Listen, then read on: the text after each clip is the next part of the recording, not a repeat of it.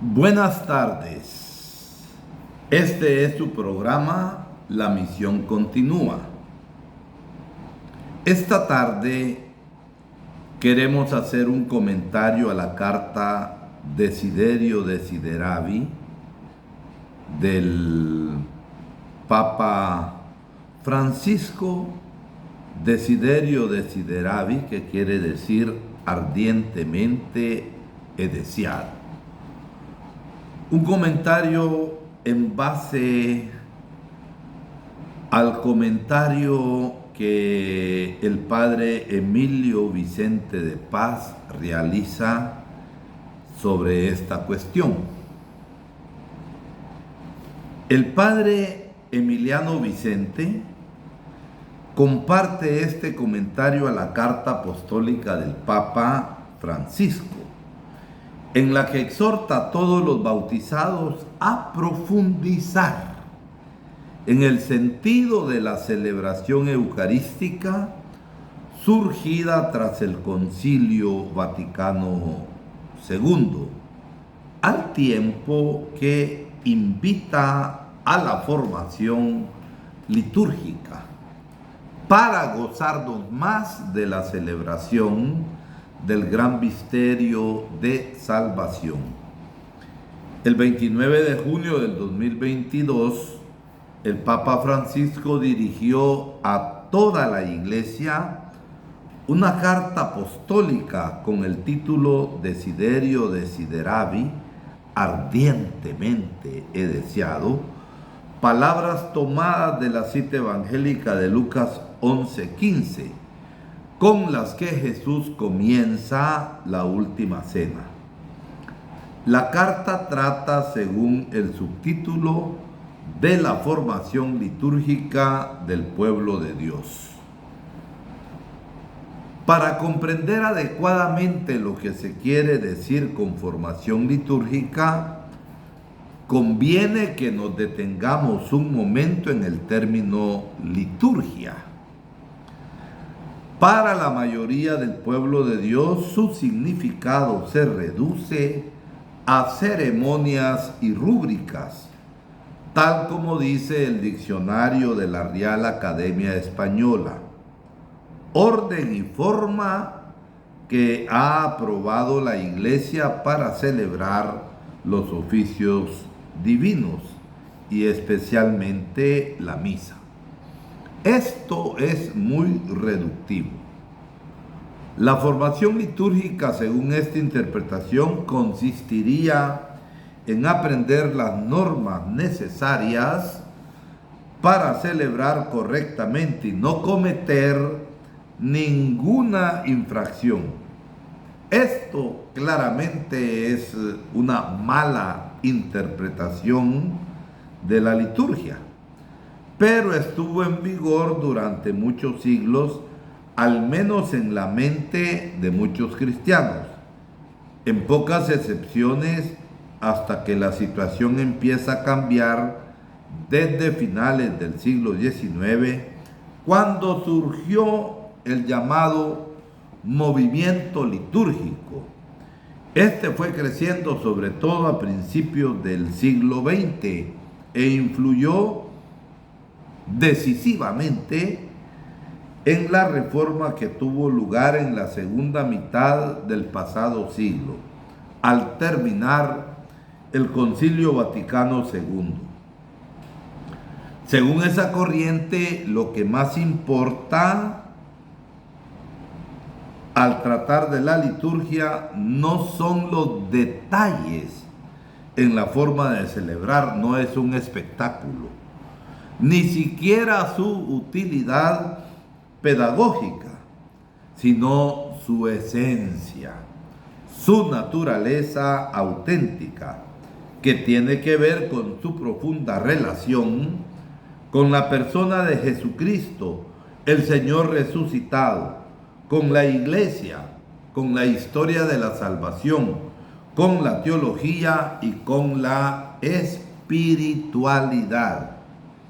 La necesidad de formación litúrgica estaría justificada por causa de la llamada reforma litúrgica, puesto que en los años 60 y 70 del siglo XX, la Iglesia Católica de rito romano, por mandato del Concilio Vaticano II, emprendió una gran reforma litúrgica que significó un volver a las fuentes, a los santos padres, recogiendo lo mejor de cada época histórica y reduciendo o eliminando lo que se había añadido de forma innecesaria o inadecuada para los tiempos actuales.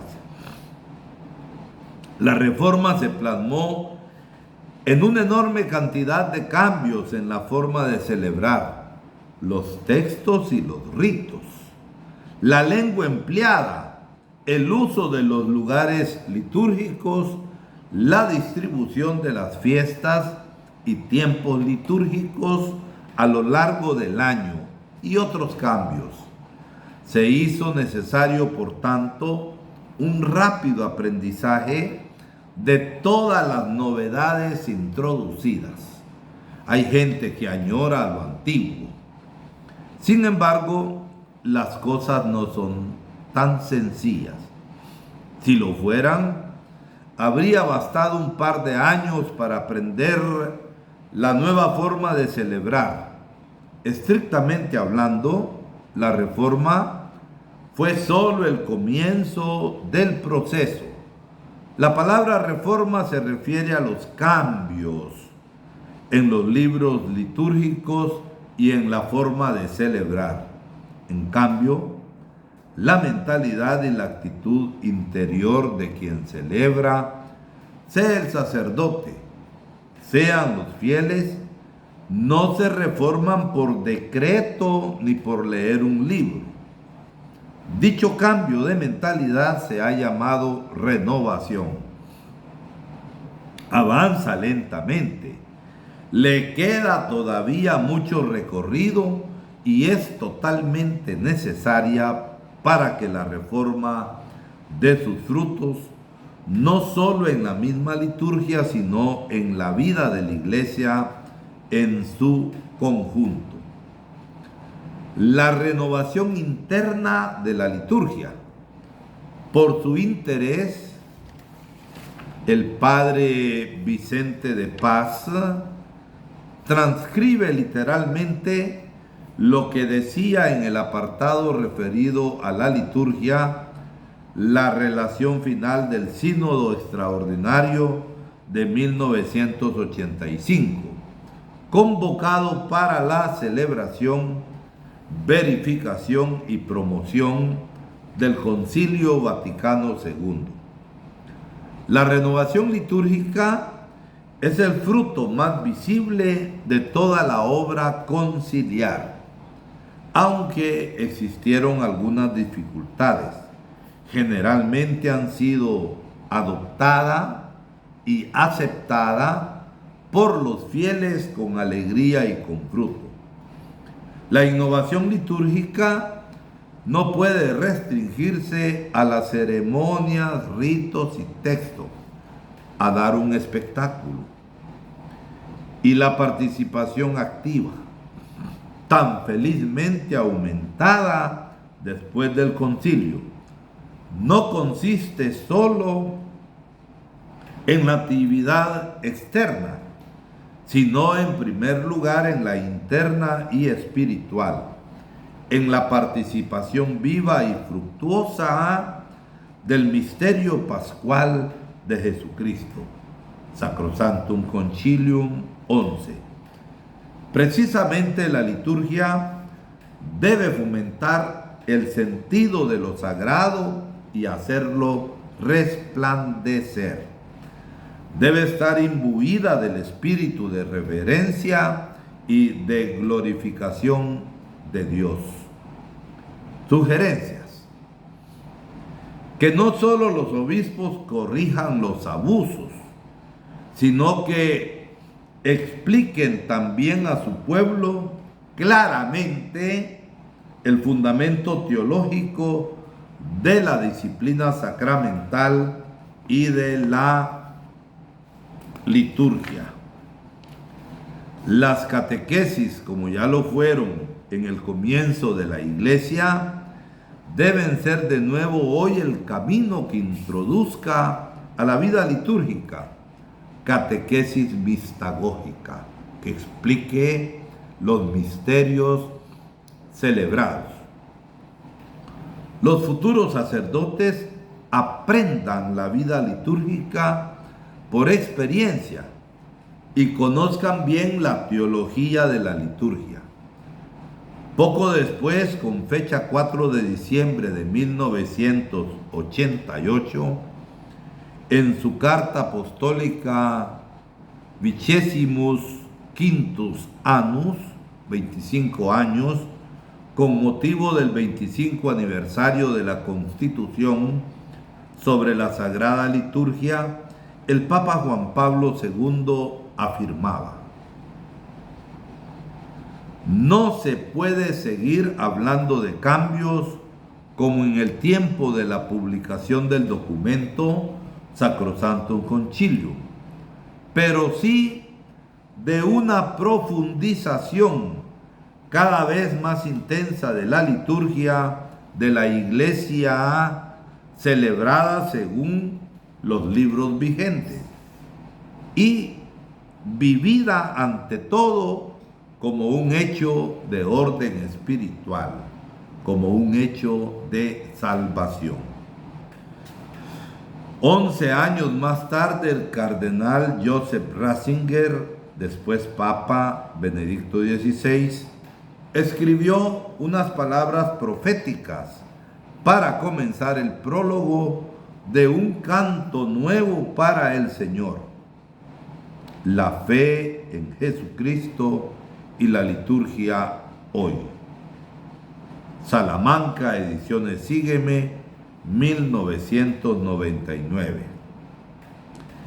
En los inicios de la reforma litúrgica conciliar, muchos creyeron que el tema de un modelo litúrgico adecuado era un asunto puramente pragmático, una búsqueda de la forma de celebración más accesible al hombre de nuestro tiempo.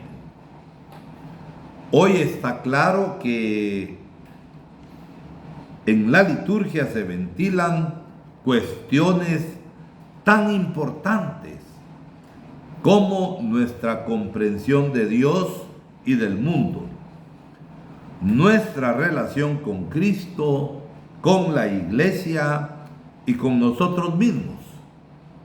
En el campo de la liturgia nos jugamos el destino de la fe y de la Iglesia. La cuestión litúrgica ha cobrado hoy una relevancia que antes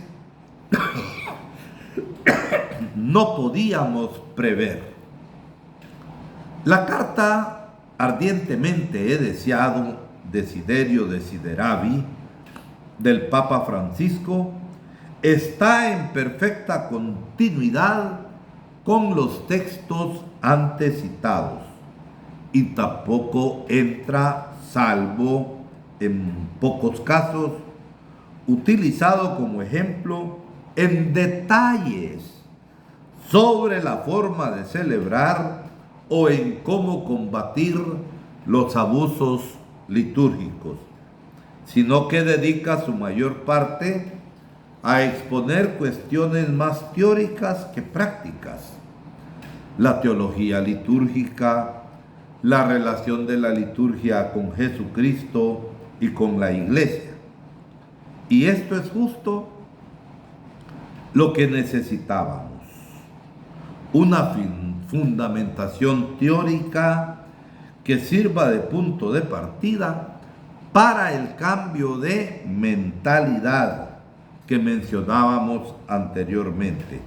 Imprescindible este cambio de mentalidad para la renovación de la liturgia y de la Iglesia. Es de esperar que esta renovación impulsará la deseada evangelización del mundo en que vivimos. Vayamos al documento. Es un texto suficientemente breve, de fácil lectura, que recomendamos, ya que explica muy bien todo lo que aquí solo podemos esbozar, introducir. Entre el proemio, la introducción, y el epílogo, la conclusión, el cuerpo del documento se puede dividir en tres partes. En la primera, del número 2 al 26, se exponen los principios teóricos acerca del concepto de liturgia que deberían sustentar toda formación litúrgica. En la segunda, de los números 27 al 47, se dan argumentos para demostrar la necesidad de la formación litúrgica. Y en la tercera, número 48 al 60, se exponen algunos criterios que deben guiar la formación litúrgica y que se resumen en la expresión ars celebrandi, el arte de celebrar. La primera parte está dividida en 6 apartados que se ocupan de las siguientes cuestiones. La liturgia, el hoy de la historia de la salvación, número 2 al 9. Jesucristo expresó en la última cena su deseo ardiente. De aquí el título de la carta, el deseo ardiente de comer la Pascua con sus discípulos y de que hagamos lo mismo, perpetuando el memorial de su pasión, muerte y resurrección. Eso es la Eucaristía, la Santa Misa. Ese encuentro de Jesús con sus discípulos servirá siempre de referencia para las celebraciones de la Eucaristía y de las demás acciones litúrgicas, que serán un encuentro vivo con el resucitado, haciendo memoria de los acontecimientos de la historia de salvación y actualización en el hoy, a través de los ritos y las palabras. Esa actualización, llamada también memorial, es clave para entender la liturgia como continuación de esa historia en el hoy del mundo, en el hoy de la iglesia y en el hoy personal. La liturgia como lugar del encuentro con Cristo, número 10 al 13, y la iglesia como sacramento del cuerpo de Cristo, números 14 al 15. En la liturgia se da el encuentro vivo del resucitado con la iglesia, la comunidad de sus discípulos, los cuales actualizan y fortalecen así la fe y afianzan su unión. Hay una relación esencial de la liturgia celebrada por la iglesia con Jesucristo el Señor. En la celebración los fieles se adhieren entre sí y a Cristo, no solo mental o simbólicamente, sino sobre todo espiritual y ontológicamente, con todo nuestro ser y nuestro espíritu. El sentido teológico de la liturgia, número 16 al 19, están muy bien recogidos en los primeros números de Sacrosanctum Concilio. Entre ellos se insta a fomentar la participación plena, consciente, activa y fructuosa, a valorar la liturgia no por su capacidad de transmitir ideas particulares, a veces sesgadas o de deleitar estéticamente a los asistentes. Repito, no es un espectáculo, es una celebración, sino sobre todo por su simbolismo teológico, capaz de conducirnos como asamblea al misterio de Dios por medio de un lenguaje simbólico y verbal, compuesto principalmente de gestos y palabras. El Papa en estos números también previene acerca de la mundanidad espiritual, el pelagianismo y el gnosticismo, contra los cuales la liturgia es un buen antídoto. Del pelagianismo del creer que por nuestras obras se realiza, y del gnosticismo de pensar que es solo para unos pocos que logran conocer y comprender. No, es don de Dios y es para todos. Redescubrir cada día la belleza de la verdad de la celebración eucarística. Números 20 al 23. En este apartado, el documento nos advierte contra el esteticismo ritual, que sea algo estético, que sea un show. Y este esteticismo ritual es la banalidad, y nos previene también del pragmatismo, porque la belleza de una celebración está en su verdad de signo, de señal, de las realidades divinas, en las que Cristo es el protagonista y no las personas o las cosas. A mí me gusta la misa que celebra tal sacerdote, porque hay que ver cómo lo hace. No, eso es ignorancia, es no comprender el misterio de que es Cristo quien está celebrando con nosotros. La belleza inherente a la celebración cristiana está ligada a su carácter de verdad. Es el Señor el que está actuando. El asombro ante el misterio pascual es parte esencial de la acción litúrgica, números 24 al 26. En la liturgia no nos encontramos con un misterio enigmático que no se puede descifrar, sino que nos encontramos con ¿qué? Con la revelación del maravilloso plan salvífico, salvador de Dios, que se produce en nosotros con asombro y atracción. La segunda parte es la más extensa y se titula La necesidad de una seria y vital formación litúrgica, números 27 al 47. La raíz del problema actual es que el hombre moderno ha perdido la capacidad de confrontarse con la acción simbólica, y esto dificulta la evangelización desde cualquier punto de vista.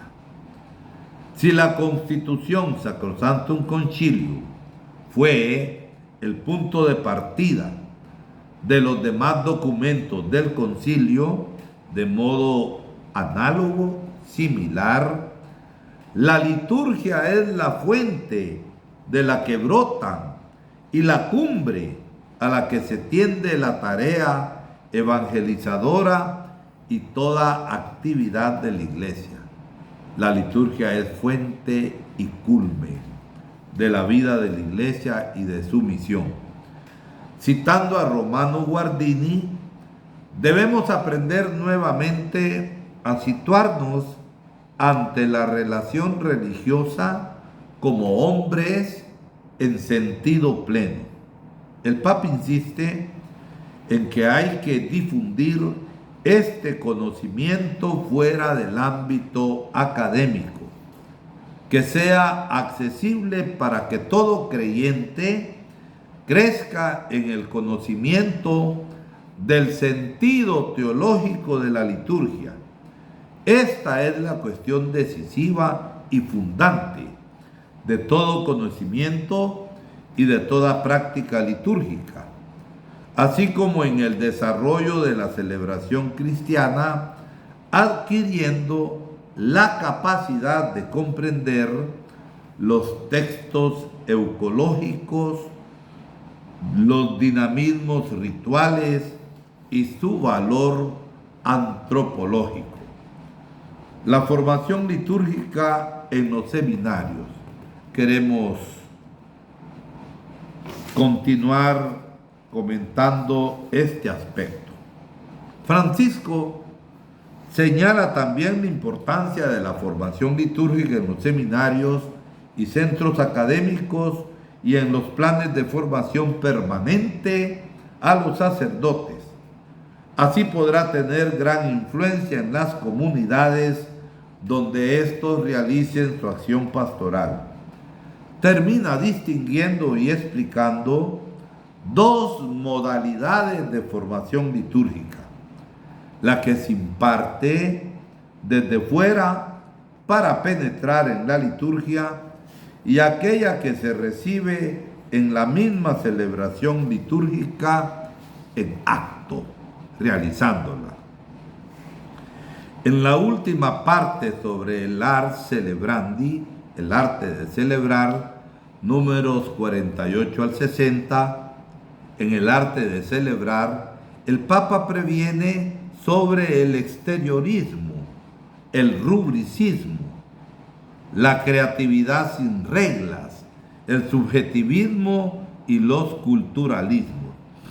El arte de celebrar bien no se puede improvisar, implica trabajo serio, obediencia a la Iglesia y no caer en un sentimentalismo blando.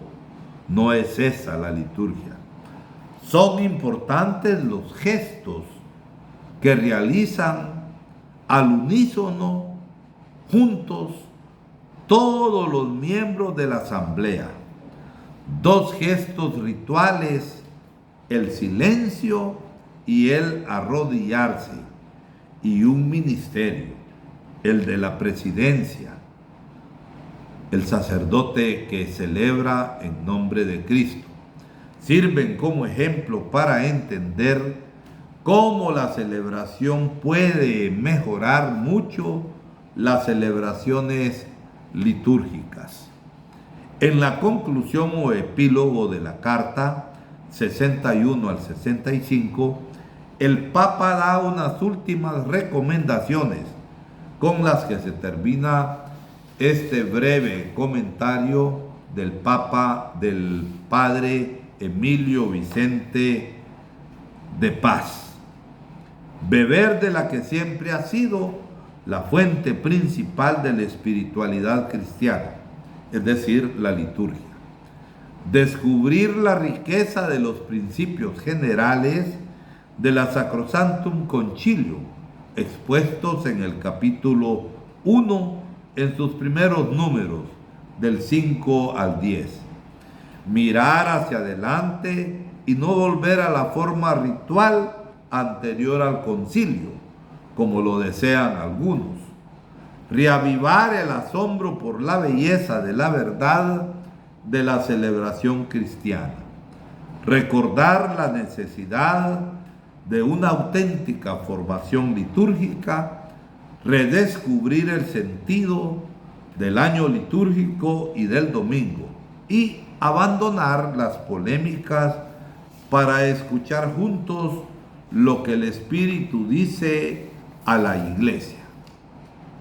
Celebremos, vivamos y comprendamos hasta dónde podemos el gran misterio de la liturgia como memorial de la pasión, muerte y resurrección del Señor, que nos sigue salvando hoy.